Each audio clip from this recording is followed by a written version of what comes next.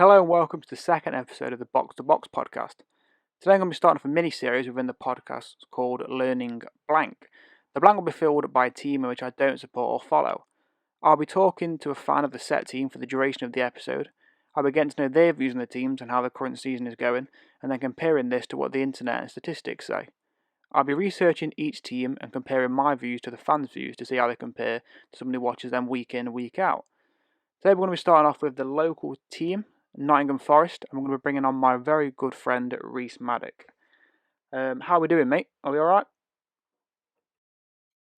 All right, mate. How are you? I'm all good, mate. I'm all good. Second time lucky. But we're going to get straight into it, okay? Straight into it. So Nottingham Forest from Nottingham. How long you supported them, mate? Since the day I can remember playing football, my dad's always been a big Forest fan, and Right. that's all where it's come from, basically. Fair play, mate. Fair play. So I'm guessing that's a good 19 years of supporting the club. Yeah. For that whole time, what's been your best memory while supporting Forest? Um, Probably something that you won't understand is beating a club much bigger than yours, Yep. or a higher table team. Beating Arsenal 4-2 a few years ago. That was probably one of the greatest memories for me. Eric Lear scoring some absolute worldies, coming from left back as well. So Good lad. very impressive game for him. Yeah. A little bit of a gem he was for us. So yeah, Fair play, mate. Fair play. Obviously, I'm not a Forest fan myself, but I did a bit of researching. A few good memories for the past 10 years or so of the club. I've got one here. Arguably one of the best players to ever play for Forest. Obviously, you can back me up on this one. I don't quite know properly. But Stuart Pierce. yeah, Obviously, when he came back as manager in 2014 or 2015, he walked out, sold out stadium. Everyone was cheering and chanting his name. How did that actually go for him being manager? first few games was all right, and then it sort of dipped Yeah, a bit like every Forest manager. Yeah, I've got here. He was sacked after just 7 months. He started off quite well by the looks of it. He won his first 5 games out of 7, and then it just went downhill from there, mate. Yeah, yeah, it's like every other Forest manager, um, and like every other time he gets sacked too early, not given enough chance, not given enough time to build what he wants to build. So Fair play. hopefully this will change with Chris Hughton. Fingers crossed. It's quite a common theme in it these days. Ex players coming as managers. Obviously, we've seen Solskjaer at United. That's gone quite well, I'd say. I'd say he's changed the team around. We're looking good. Second league. Hmm. Obviously, we've had Lampard at Chelsea. That one hasn't gone as well. Sacked quite soon. Tuchel come in and turned that Chelsea team around. But yeah, I thought it was interesting to see one of the. Obviously, Solskjaer wasn't the biggest United player as such. Obviously, he's a great player for us, got lots of crucial goals, but wasn't looked at as one of the greatest that's ever played for us. But obviously, Stuart Pearce is quite a big player. Staying on the theme of managers, mate. Sabri Lamouchi, obviously, was your last manager. He was fired in October of last year. He was there for just over a year. Do you think he deserved to be sacked? Definitely not. No, I think there's a running theme in football for the past 10, 15 years of a manager, sorry, not having the best run of games, Yeah. having a poor form, and players and fans calling for their heads. And I think it's not fair because, like last year with Lamouchi, we had a great run of form, ended up in the playoffs, and then bottled it. And it's not his fault. He put the same team out, same players on the pitch. Mm-hmm. It was, if anything, it's the players' fault. Um, at the end of the day, the manager puts the players on the pitch. As soon as that first whistle blows, there's not really much manager can do. He's got Yeah, I three agree, mate. chances to change the team, and he's he's not gonna. He can't go on and score the goals and save the penalties and things like this, can he? So I think it's definitely something that needs to be taken out of football. People calling for the manager's head so early. Yeah, Fair I enough agree. if it's been a few years, and like for instance Wenger. I know a lot of Arsenal fans would probably have Wenger back at this point, but Oh yeah, definitely. uh, maybe it was time for a change, and maybe they brought the wrong person in. Oh, they definitely brought the No, wrong they person definitely. But in, I but think it looked promising, didn't it? But I just don't think it was the right move for him. no, I Like you're think saying, go like Wenger brought some. He made Arsenal who they are today. Let's be honest. Like without Wenger, Arsenal would nowhere near be the team they are. And I think it was quite disrespectful calling for his head, like you said towards the end, or the banner saying Wenger out and all this. It's just Arsenal fans just don't treat anything with anyone with a bit of anyone with a bit of reputation. Just hate to treat well. Like I said, Wenger calling for his head after all he'd done for him.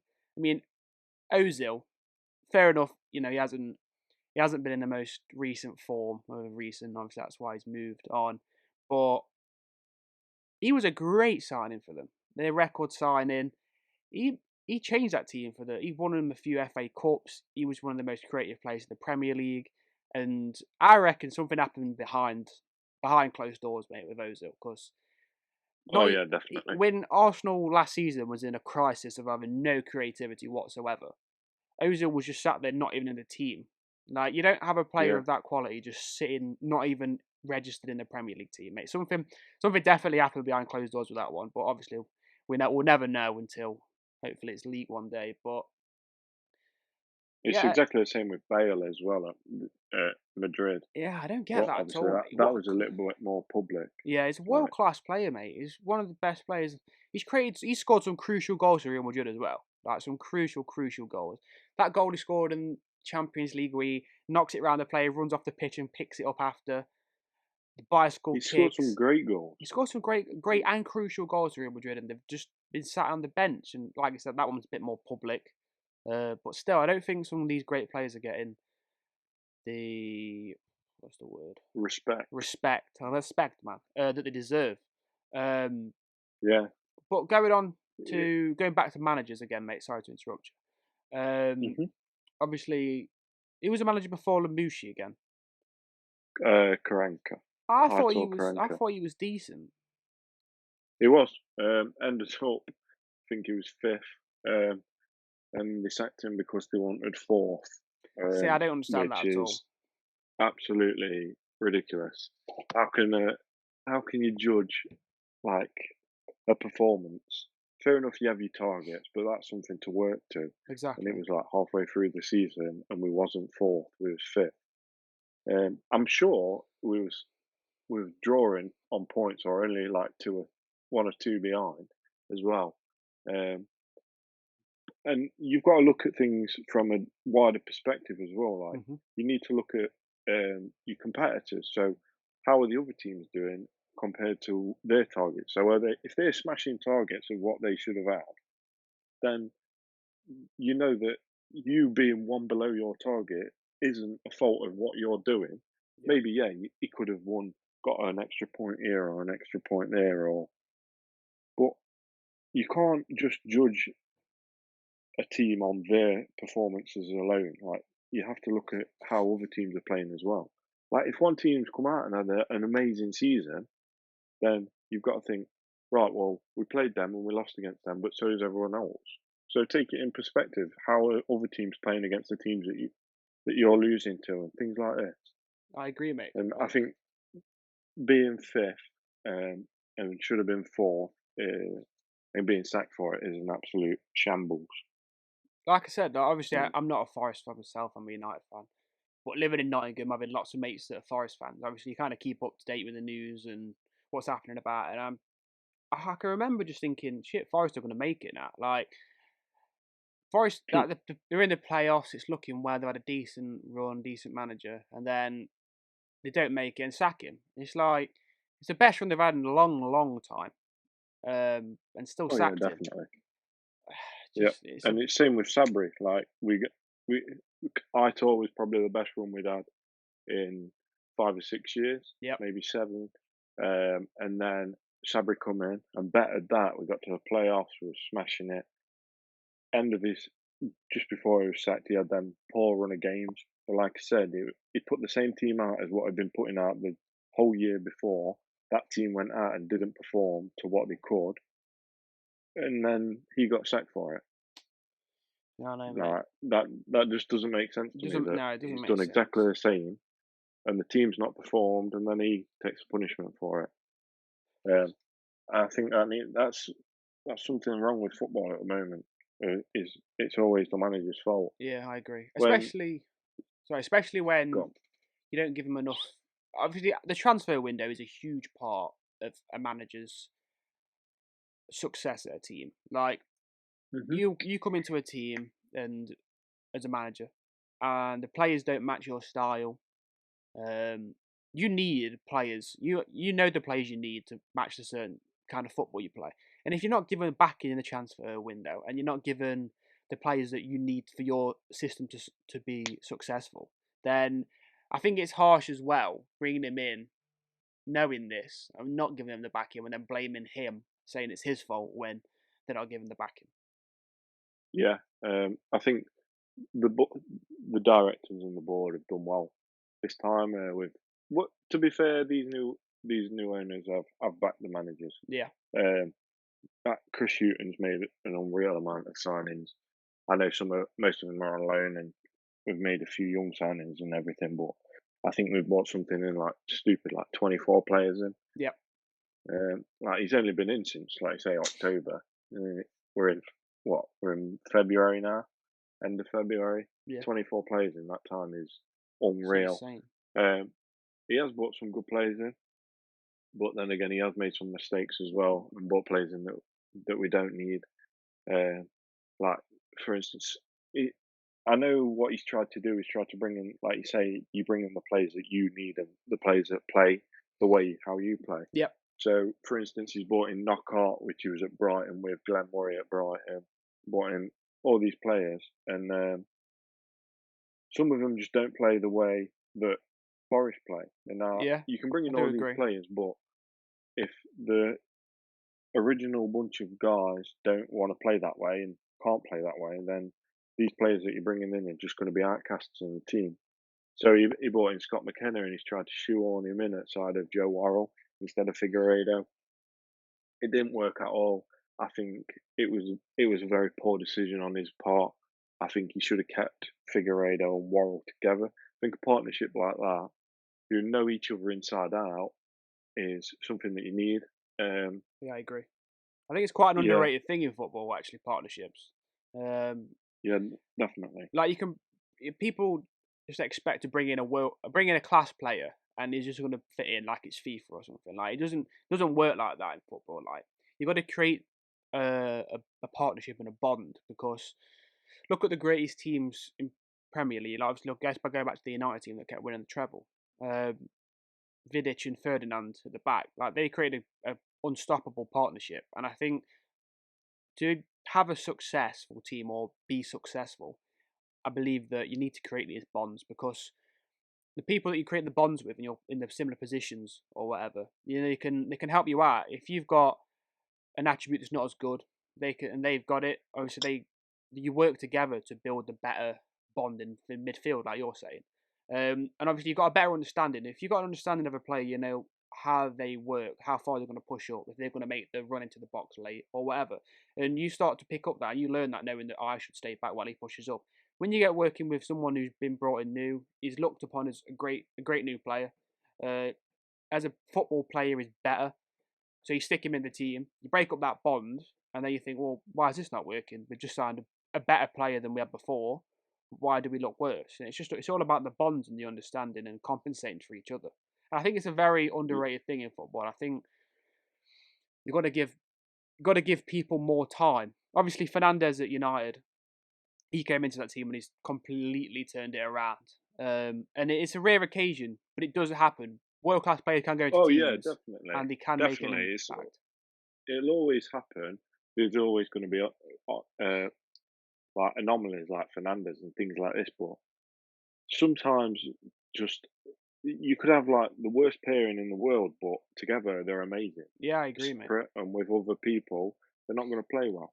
Like Burnley, Ben Mee and Tarkowski, like them two are solid together, and they've been out injured a few times, Yeah, and that's a it's perfect example, mate.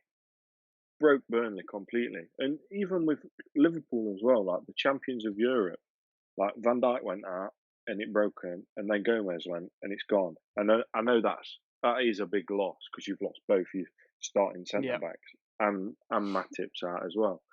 But yeah, even just losing one of them breaks the chemistry of the team because then your goalkeeper don't feel as confident as with his defence in front of him because one of them's dropping back and he shouldn't be, and one of them's going too high. Whereas if you have Figueiredo and Worrell who know each other inside out, like at Forest, yeah, they know where each other is. They've got it. It's almost like they're a married couple. Like they know where to be at what time. yes, And mate. yeah, they're going to make mistakes. It's footballers. That's what they're made to do. Like you're going to get broken down. Your defenders. Yeah, Like it's part of the job role. But most of the time, when they're clicking, when the cogs are going, they're solid. And we are a very Chris Hughton has made us a very defensive team and very hard to break down. Um, but hopefully we won't sell them like we normally do. So no. So, do you think bringing in Houghton was a good move for Forest? Think he was the right man? uh, yeah, yeah, you can't argue with his track record. His track record is amazing with getting people up. It's like Sam Allardyce bringing him in at West Brom. You can't Yeah, argue with that track record. He is the man for the job. Like every team that he's come into that have been in the relegation zone have stayed up. yeah. Same with Houghton. Like every team he's gone to, he's got them up. So I think he is the right man for the job. I That does sound hypocritical because at the start, when he first come in, and we still weren't playing good. I didn't like him. I didn't want him. I thought he was wrong, but and He's kind I of think we're all. proven it to you. It's culture now, isn't it? True. We're all right. The team's playing bad. Get the manager out. Let's get a new one in. They come in, play 5 good games, start playing bad again. Right, get the manager out, get a new one in. And every football fan in the world does it. No one can say no. I've never said I wanted to get rid of a manager because we always blame the manager. But Yeah, you got to think of it from the bigger picture. And when you do take a step back and look at things differently, you think, yeah, well, we'll give him a bit more time. He can do this, he can do that. And like Chris Hughton has, he's brought in great players, brought in Glenn Murray and Knockout, like I say, who are Premier League players. Like hmm the only reason Glenn Murray won't play at Brighton was because they've got Mopai, who's he's not going to get in the team over him, no. just for the fact that he's old. Yeah. Glenn Murray's getting old now, Was he and I 36, know that 38? 38? something like that. Yeah, Late 30s, isn't it? he's old. Yeah, and he was interviewed the other day, and it was a bit unfair on him actually because he kept asking him about his age and pushing him for his age and stuff. And like the man's fit. Yeah, Like he's if been I went decent, in a hasn't he? running race with him, he'd piss me. He'd just go. He's like James Milner. James Milner's been playing for years, and he's like 10% body fat. Yeah, Like I the know. man's ripped, It's mad, and isn't it? it's like, yeah, like these are old players, but some of the older ones are the fittest in the game because that's why they're there. They're still going at that age because they're so fit. Look at Ronaldo. Yeah, exactly. Mate. I think the same. Um, we're going on to the season then. Talked about a bit of the past. Talked about the new managers. Hmm. Obviously, going into the podcast, Forest is sitting 15th in the league. They've got 39 points to show for it. They've won 10, drew 9, and they've lost 13. Do you think this is a fair representation of how Forest have been playing this season? Uh, Before January, yes. Um, After January, he's brought some players in again, Yeah. and we've started bringing the results in a bit more frequently. A win last night for us Yep. against Rotherham. Um, After the game, I watched the interview with Chris Hughton. sometimes he makes things up in his head. I think he said that Rotherham was a hard team and all this and everything. A bit like Harry Maguire the other week, who said that West Brom, you're not going to create 10 chances. But every team that's played there Like before them has created 10 chances. exactly, like Rotherham are in the relegation zone. Like this shouldn't be a hard challenge for a team last season that was in the playoffs. Yeah. We shouldn't even be questioning that Rotherham are a hard team for us to beat. How did you Like play we should. yesterday? So obviously it's a 1-0, wasn't it? Uh, 1-0 win. yeah, so it was a solid game. Like I said, we are defensively, we are very strong. Um, but yeah, last night we was. I can't work my head around it really because we started off well, but then we seemed to like sit back and almost like Lamouche used to play, how he sits back and takes the pressure, but it's almost like ingrained in the memories of the players. Yeah. And then Yates, he got up for the goal. Yates is a good player, so I'm happy that he got the goal. Yeah, it was okay. You've touched on there saying that your defence is solid. hmm But as a team, you've conceded more than you've scored. So do you think the attack's the issue or the defence, or do you think it's just a bit of both? I think, like I mentioned earlier, about he tried to shoehorn Scott McKenna in at side of Worrell. That made it shaky for a few games. Conceded a lot there, and we before Glenn Murray come, we was playing Lyle Taylor, who's played 30, 35 games and got 4 goals. Yeah, something like that. And I think I've got a stat here for all competitions. He's played 32 and he's scored 5. Yeah, exactly. Like this is the main striker who we bought in. Um, you can't if we're not scoring goals, we're not winning games. I know it sounds stupid, but Shit that's out just how Michael football Owen. works. Yeah. It's true that it is true. That's just how. Like you do as stupid as it sounds, and we mock him all the time, but you do need to score to win games. Like if you have Yeah. you could have the most solid defense in the world, but you stick me and you up front, like they ain't gonna win. Like you could look at Man United's prime defense and us two up front, we're still not gonna win. We're just gonna draw every game. Uh, Exactly. so I And think it's a good yeah, point that it's you need a good. You still need. You think you need. It's a bit stupid here, but obviously you need the creators in the midfield to provide the attackers. So we just say you need a good team, but I think it's stupid as that. It's crucial. Like you can't have a striker that does it all. Like it's one of the best strikers in the no. world. Are poachers. Like that's the number 9. That's the game. That's how they play. But I think that's what the main thing for us last season was Lewis Grabban, who just couldn't stop scoring. But I don't know. I know some other Forest players, Forest fans love him. He's not my favourite player. I think he's lazy. I don't think he runs enough. I don't think he's there all the time. But at the end of the day, he scores goals, so I'll play him. yeah, Whereas Lyle Taylor is not scoring goals for us. He scores the odd one here and there. Like you said, 32 games and 5 goals as a striker. Like it's pretty that's poor. not. Yeah, Glenn Morris come in, played 3 or 4 games, scored 3 goals, Yeah, he's 2 got. goals. I think he's in all competitions. He's played 6, scored 2 or 3. Which Yeah. again isn't a bad record for a 38-year-old. You've got your main striker, obviously, in Lau Taylor. Well, it's a Is goal every other game. his rate Lyle is Taylor's obviously his what? conversion rate's low.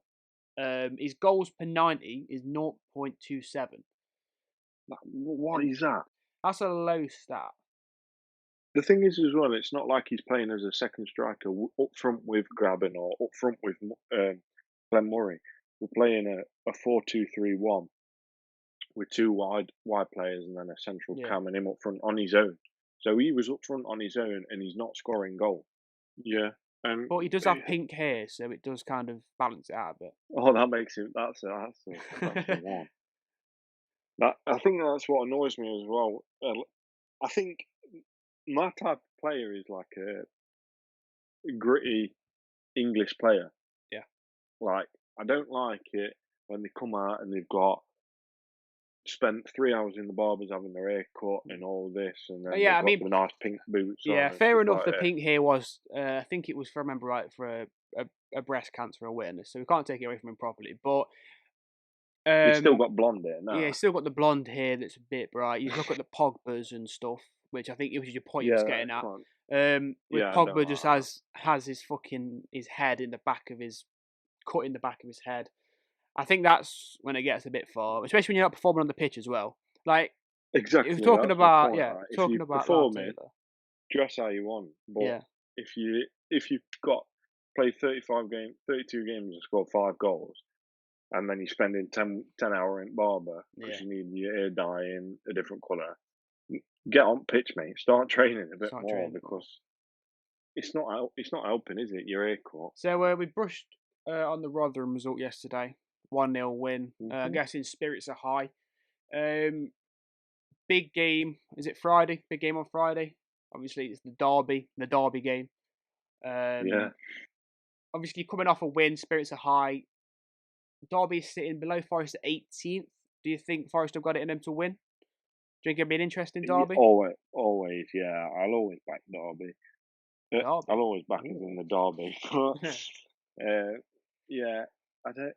I think at the moment, coming off a good few games, um, I think we've got a great chance of beating them. Yeah. But anything can happen in the Championship, like we've seen. Like we went from playoffs last season to sitting in the relegation zone for most of this season. Very So true. anything, it is one of the hardest leagues in the world. I And agree, mate. if you ask any Championship fan, they'll all say the same. It's a hard league. Once you're in it, you're going to struggle to get out of it Especially with the unless amount of you've got games the you play. Because backing. how many teams are actually in the Championship? 24. It's higher than the Premier League, and obviously, I feel like there's always Championship going on. There's always a game playing. I feel like the intensity of that league is a lot higher than other leagues as well. I think the hardest thing is as well, if you're playing the Premier League, you get 3 different teams a season that you Yeah. play against. The rest are exactly the same. So 6 games out of a year are brand new teams to play against. Whereas in the Championship, we get 6 new teams a year. So 12 of our games are brand new teams, like Yeah. we've never played against. Obviously, if they've just gone up and then come straight back down, then we're going to have a good understanding. But Yeah, it's these the are brand new same. teams Like you every say, year. like with the Premier League, like the same 3 teams go up and down. Like most years, it's Yeah. the same 3. But obviously, Bournemouth was a bit of a Norwich different and one for a Watford are bit. going to Yeah, come back up probably. yeah. And they've got to, Uh, like you say, it's going to you be the know same. them. So. Whereas at the point you're making, a fantastic point. You've got 6 different teams, 3 up, 3 down, and they change a lot. The teams coming up, sorry, change a lot, don't they? Yeah, definitely. Like, we had Wickham come up this season. Who, they're probably going to go back down. But Akinfenwa not carrying them.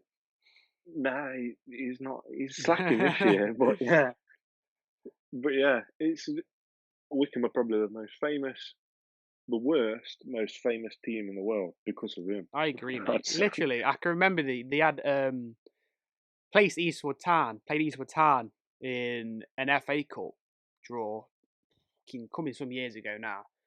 And I can remember I went with my granddad to watch it. It was at Eastwood, and I tell you, mate, it was like a Liverpool that came, like it was like a big team had come. Obviously, because Eastwood's a smaller team. When a team like Wickham came, mate, it was scenes. Like it was like a really big team came, and I can't actually remember the result. We probably lost, but I've got just behind you that's can what see I've got that's the what I was blue getting at scarf up earlier. there representing Eastwood Wickham.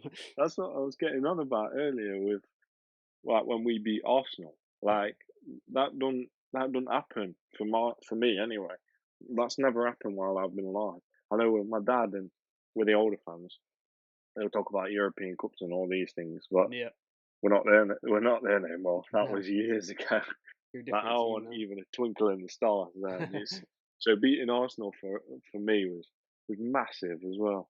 So Must be good though. yeah, Wearing the shirt. Obviously, a smaller team now. Obviously, they're still recognised as a big team because of the wins, but not as big a team as they was back then. But representing them 2 stars on the badge, mate, must be a pretty good feeling. Yeah. knowing your Yeah, I history. just wish I'd been there while it was happening, Must and have been wish I'd seen absolute that. scenes, mate. Imagine being a fan then. We was the best team in the world for years. Yeah. For a few years. I say years, a few years. But yeah, it's like you said earlier with Leicester. The bonds make a team. Um, I think when we won the European Cup, that was because of the bonds. Like Yeah, our team definitely. was such a solid group. We was coming up against some of the best teams in the world, but thankfully, the little team from Nottingham beat them all. So Up the knots. that seems mad to me that we are at one point in time. My Nottingham Forest that I supported that I've never seen get out of the championship. Not that Champions I of the can world. remember anyway. Yeah, we're champions of the world. We're as big as the Liverpools and the Man U's and the Arsenals and things like this. Yeah. So It's a good thing to it's reminisce. mad to me. It's a good thing to reminisce on. Obviously, we touched on the Hmm. Derby game. You think Forest have got the back in here. We're going to brush on the next two games, obviously cover the next two fixtures. You've After Hmm. Derby, you've got 17th place Luton. How do you think that game's going to go? Um, Again, I think we should win it, and I'll back my team every game. But Luton have Luton's got. It's not a bad team, Luton. No. They are a solid team, but like you say, they're not performing. I think they've won probably one of the last 10 games, one of the last 5 games, something like that. So they're not on great form. But like with Derby, they've just come off a win against Huddersfield, who aren't top either. No. But it was a good win for Derby. Got them above Huddersfield. Good 2-0 win. So I think they'll be coming into the game a lot happier as well. Yeah, Same as definitely, us, mate. coming off a win. Get a good result before it changes the dressing room, changes the morale. Going to a big game like that Definitely. completely changed, mate. So you're back in Forest under the wins there against Derby and Luton. Next game after that, bit of a sticky one. Third place Watford. I'd see the outcome of that game. Not good. Not good at all. I think obviously it's a Premier League side. Yeah, I agree. I think I think Watford are a Premier League side. I think it's weird seeing them in the Championship. definitely same with Swansea as well. Mm-hmm. Swansea always seemed Swansea for me is a big club. It's like just like Forest, we're a big club. We should be up there, but Watford's going to be a hard game. Especially I think they've 2 or 3 wins that they've just come off the back of consecutively. So it's going to be a tough game for us. But again, like I said, we are strong defensively, so we are a hard team to break down. So hopefully we can drag it out and get win with some scrappy football. Fair enough, mate. So we're touching on the current season. Few questions next. I don't know, because I've done a bit of research about the best and worst players for Forest this season. When you're thinking about how good a team is, how bad a team is, first thing you do, jump onto FIFA, see what ratings the players are on Ultimate Team. Obviously, the FIFA ratings are based off the season before. So, like I said, I did my research before. FIFA saying Rhys Maddock and Joe Lolly joint best at 75 overall non-rare golds. Do you agree with this? Do you think they were the best from last season? And how do you think they're playing this season? Yeah. I like Samba as a keeper. Sometimes he lets his emotions get the better of him. Mm-hmm. Don't we all? He is quite an angry man. He seems quite an angry man anyway. Joe Lolly again, yeah, he's always been a good player for us. This season dropped off a bit. Same with Samba. I like him, but he makes some silly mistakes that he shouldn't be making. He pulls off some great saves, but then he lets in some p-rollers and all. And you just think, like, if anything, you should be saving them, not the ones that you tapping over the bars and things like this. Yeah. But yeah, I think Lolly's season's dropped off this season. I know he's had a few niggles and things, but yeah, fair enough. I think that's fair ratings. Yeah, that's fair enough. But we'll jump into the statistics now. We won't go off FIFA too much. I had a look at the scoring charts, assist charts, and everything like that. We briefly spoke of these two earlier. Loud Taylor, he's at the top of the scoring charts, but it is with 5 in 32, which is a very, very poor conversion rate, which you spoke about earlier. Obviously, his goals per 90 is 0.27. Another name that jumped out as I was looking, Lewis Grabban, old reliable himself. He's grabbed himself 3 goals this season with an assist. That is in 18 games. But he's got a very, very low shot conversion rate at 22%. I speak a massive lie, actually. I've read my notes wrong. We're talking about Loud Taylor earlier, and I said he's got a 26% shot conversion. What I meant to say was it's 26% better than Lewis Grabban's at 48. So I made a massive cock up there. Really? But I think that comes to point. Yeah, it comes to emphasise that point again. Even with a 48% shot conversion, he still only scored 5 in 32. Yeah. Which I still think that's poor. And obviously Grabban, with the low shot conversion, he's got his goals to games better, goal contributions to games better than Loud Taylor. But is there a reason Grabban's not starting as many? I couldn't tell you. I think Chris Hughton bought in Lyle Taylor, spent the money on him, and then thought, I've bought him now, so I've got to play him. And at the start of the season, when it come in that we'd signed Lyle Taylor, I thought, crack him, we've got a great striker, played amazing last season. Looking back, we probably should have signed Ivan Toney instead. Great player. But yeah, and look at him now, top goal scorer in the league for Brentford. Great. But yeah, I think Grabban, he should be playing because of what he did for us last season. Mm-hmm. But now Glenn Morris come in. Glenn Morris, I think he's mint, and like I say, he's 5 and 3. So good player. Yep. Experienced as well. Very experienced. Experience is always a great thing to have in the dressing room and on the pitch. So yeah, I think he's going to do bits for us. Fair play. Obviously, when you're looking at good players, you shouldn't always look at the goal scoring records. Obviously, a team can be better defensively or creating chances wise. But after looking at them two, I didn't think they were Forest's best player this season. Correct me if I'm wrong, but after looking at a few stats, a few highlights and stuff, my attention was drawn to new signing Anthony Knockaert. He's got 4 goal contributions in 25 games, which is not great, but obviously he's not playing up front. But the thing that stuck out to me was he's got 26 chances across 25 games, meaning he's got a chances created a game ratio of 1.04, which I think is quite good for a team that's sitting at 15th. Creating at least a chance a game. It's not Premier League level, but it's better than the rest of the team. Yeah, again, like he's played in the Premier League. He's got the experience, and obviously he got promoted with Brighton as well, so he knows what it takes. And I think he's just a good player. Yeah, he's a solid player that you can lean on. A bit like we did Lolly last year and Grabban. We just leaned on him and said, "Look, we need you to perform because we're struggling a bit," and he will. I'd like to see more from him. Yeah. I don't think he's playing to his full potential. No. Like you see, if you go on YouTube or anything like that and put in Knockaert highlights, he scores some good goals and he's a good player. But I don't think he's doing as much as he could for us. No. Don't know whether that's because he's being played somewhere where he doesn't like more central in the 4-2-3-1 or what. But yeah, I think he could do more, and I hope he does do more. Yeah, I've got now with Glenn Murray as well. Yeah, go. Now with Glenn Murray up front with him, maybe it's a bit more familiar to him.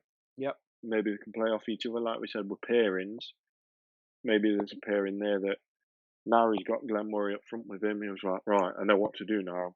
I'm on the ball. I'm clicking. Yeah. Here we go. So I've got here, mate, that he's got an 81% pass accuracy, which I think is pretty class, pretty high. People maybe think, maybe he's not attempted many passes. There's only 4 more players in the whole team that's attempted more than 724 passes. So he likes to get on the ball, likes to pass the ball, likes to bring a ball out. So his stats don't look too bad for a struggling Championship team. You've briefly touched upon him, but who do you think your best player of the season's been so far? Since January, Glenn Murray. Mm-hmm. But overall, I don't think you can go wrong with Joe Worrell. Fair play, mate. I think he's been a rock at the back for us. I think he had a few shaky games with Scott McKenna at the back with him, but yeah, I think he's a solid centre back. Good decision, mate. So going for the highs of the team, let's drop down to the lows. Worst players of the season. Again, I went to FIFA, had a look there. It said that 21-year-old Virgil Gomez is the worst player at 58 rated, but I believe he's gone out on loan. So it's a bit unfair to judge the worst first team player. There's a few bronzes and silvers in between him and the next player that's the lowest. It's actually playing first team. But I believe they've all been loaned out or moved on as well. So the next lowest player that actually plays first team football is a new addition. And it's Manchester United loanee James Garner at 68 rated, I think. How do you feel about that? We've had a bit of a conversation, obviously, you've been a Forest fan, me being a United fan, about him. He sounds like he's had a decent debut and a decent game after. How has he looked on the pitch for Forest? I think he's a solid player, definitely. Obviously, he's come from Man U, who've been playing him in the what? Are you playing him on under 23s? Yes. So he's getting that experience there. And has he played for your first team yet? Something tells me that he's had an appearance for the first team, in like an FA Cup or something. But again, he's a young lad. He needed the experience. Obviously, we loaned him out to Watford. Didn't look too bad there. He looked good on the ball. But I think this move to Forest would be good for his career. Working under a decent manager as well, getting the experience. If he keeps getting the first team football, I reckon he eventually could slot into this United team. Maybe working off the bench like Scott McTominay has done. He's a great player for us now. But I think as long as he goes on and gets the experience, he could be a class player. He's a solid player. That I think playing to his strengths, he's that ball winning CDM type of sit back, and then he can pass the ball as well. He's a great passer of the ball. Yep. He's also very good defensively. He's defensively minded. He's always in the right position. But yeah, definitely when he's playing for Man U, he'll be a solid player in the next few years. Hopefully, at the end of it, Man U might let us have him for a bit longer because fingers crossed. I genuinely think it'd be good for his career. So I'm kind of hoping Ollie and the board let him out. I think from last year losing Ben Watson, who again I'll hold my hands up and say I didn't like him.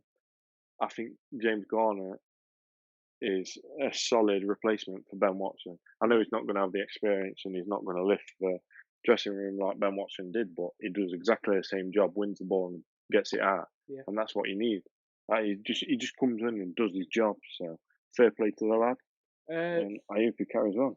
Fair play, mate. I thought it'd be quite a harsh judgment of me just to pinpoint someone to say that's been the worst player. So I just did stick to FIFA on this one, but I want to see your opinion. Obviously, watching them, who do you think's not performed? Let's say who do you think's not performed to the standards that they could have done this season? You've been a bit disappointing. Lyle Taylor.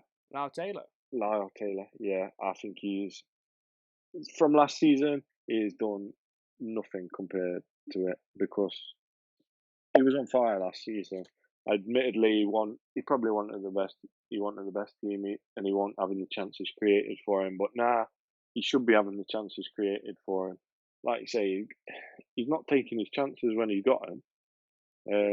He's not taking the shots that he should either. No.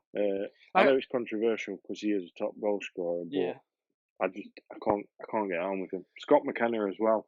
He came in and didn't play great, but maybe that's because he was in a new team. I know he hasn't played as many games for us as he probably would have liked on signing, but if you come in and have a bad few games, that's what football's like. It is ruthless. Very true, mate. So this season, the team has conceded more than they've scored. Whereabouts do you think? Do you think this is a defensive issue, an attacking issue? Where do you think the issue is in the team? Whereabouts do you think Forest are going to finish this season? Where do I think we're going to finish? Probably mid-table. I'd be happy with the mid-table. Happy with the mid-table finish? Just because of the way that we started the season off. Started off very poorly. I'd be very happy with a mid-table finish. But obviously, I'm hoping for more than that. Top 10 would be nice. But I think looking realistically at the games we've got left, it's going to be hard for us to. I mean, I suppose looking at the table now, we're joint 13th on points. We're 15th on goal difference. Yep. But it's. I don't know. I think I'd be happy with top 10, but I think 15th, 14th, around Quite there realistic is where we're going to stay. Yeah. So Yeah, you think definitely. we're going to finish in mid-table? Obviously, like I said earlier, conceded more than they've scored. Do you think the defense is the issue, or do you think the attack is the issue, or do you think it's a bit of both? Attack, Attack's the definitely. issue, yeah. Attack. Is it? Yeah. Obviously, looking at it myself, I think it's probably the striker not finishing, but the creativity seems okay in the team. Do you think that could be improved, or do you think it's all right? I think we've got very creative players at our disposal. Amiobi, sometimes Amiobi's got the longest legs in the world, but somehow manages to keep the ball glued to his foot. Yeah. I think getting rid of Thiago Silva last year, earlier this year, was a big mistake. I think he was one of the creative players that we needed. Yeah. I think he did a lot for the team. But then again, Chris Hughton's come in and changed the team completely. So I think he's playing the football that he wants to play now. Like we've bought in Krovenich, or however you say his What name. a cringy guy he is. Yeah. Mate, some of the Instagram stories and posts he's done. But I suppose it's what you need, though. You need that kind of like Lingard-esque player. It brings morale up. Look at West Ham And now. he's Look a at great West player Ham. as well. Yeah, look at West Ham, mate. I tell you. You've brought him in. He's brought the morale up. The celebration of the day, mate, was class. I tell you what, Declan Rice the Declan Rice of his little Gangnam Style drum set was absolutely insane, mate. Go if you haven't seen it, go give that a watch. The Backstreet Boys are back. Absolute baller. Declan Rice had me in stitches, mate. But I tell you what, though, that kind of like obviously at United, Lingard was publicly spoke about and being immature and stuff, and just linking to social media and everything like that. But like obviously, Roy Keane's had a bit of a go of it. But I reckon sometimes it's kind of what you need. Like, you need that bit of vibe, bit of positivity to get the morale up. Yeah, definitely. But again, like he's a baller on the pitch, and at the end of the day, if you're performing on the pitch, you can do what you want off it. Very true. It's only when players start slipping in their performances that then the media hits them. And then you're playing bad on the pitch and you're acting like this off the pitch. Yeah. Like if you're, it's a lot of sometimes when clubs go on Christmas parties and stuff like this. Like if the team's going bad, if the team's playing bad in the league, then and they go out and have a massive party, then it's going to get slated in the press. Yeah, if they're top of the league, they go out and have a good time. Exactly the same as what they do if they were bottom of the league. Then it'll be the lads out enjoying themselves because they're playing great football.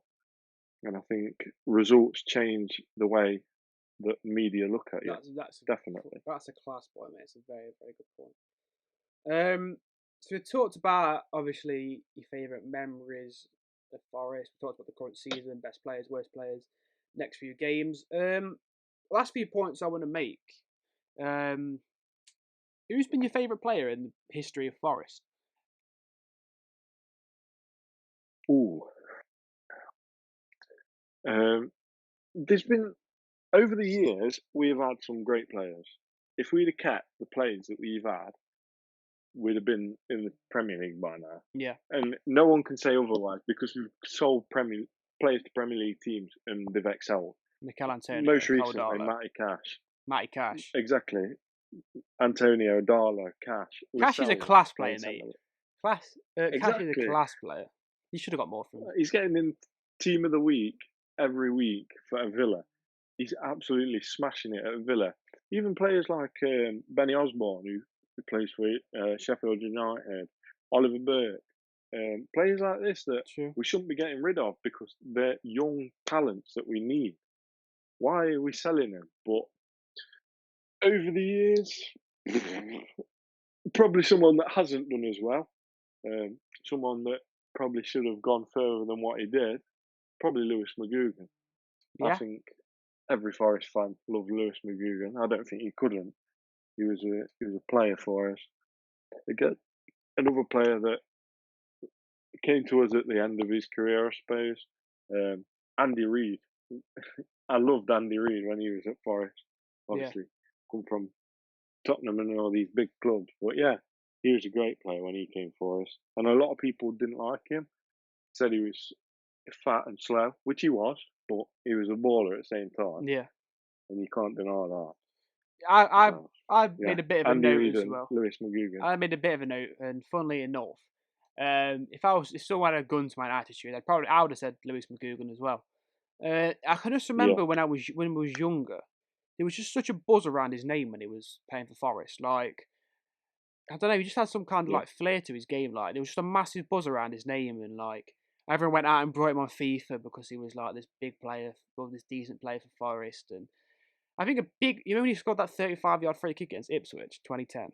Like that's what put him on the map. That's what put him on the map. Everyone remembers that, and I think that's what put the buzz on his name. And it was just such a good moment, even as not a Forest fan to watch. Like, if you mention Lewis McGugan, everyone will say, "Oh, the 30-yard free kick." Yeah.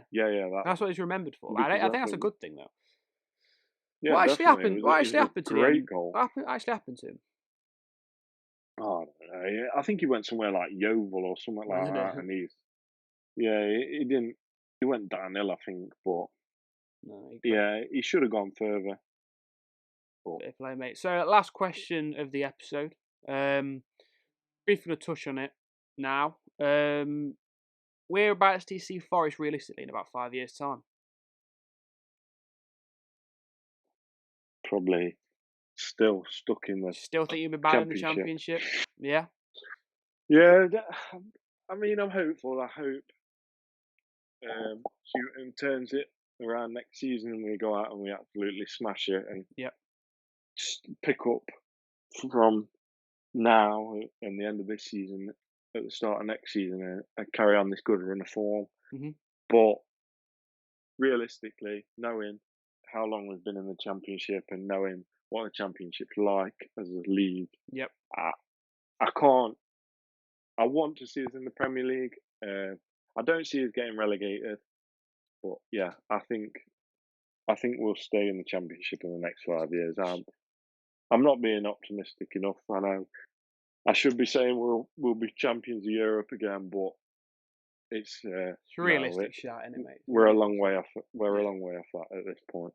So unless something massive changes, then we get an absolute amazing run of form and we do it again and go from Division 2 into Premiership and so on and so on. Unless we have another miracle like that, like we did the first time, I can't see us getting into the Premiership. Fair play, mate. Well, that's all I've got for this episode. I want to thank you a lot, mate, for coming on. I've really thoroughly enjoyed learning Forest with you, mate. If you are interested as listeners to the last question about where you'd see Forest in 5 years, we are going to be doing another episode called Rebuilding Forest, where me and Rhys talk about potential players to sell on, players to buy, and we'll run a sim on either FIFA career mode or a Football Manager career mode to see exactly where they will be in 5 years. So if you're interested in listening to that, subscribe to the YouTube channel, follow the Spotify, and Rebuilding Forest with Rhys again will be out in the near future. Thank you again, Rhys. Thank you again for listening, and we'll see you soon. Bye. Bye.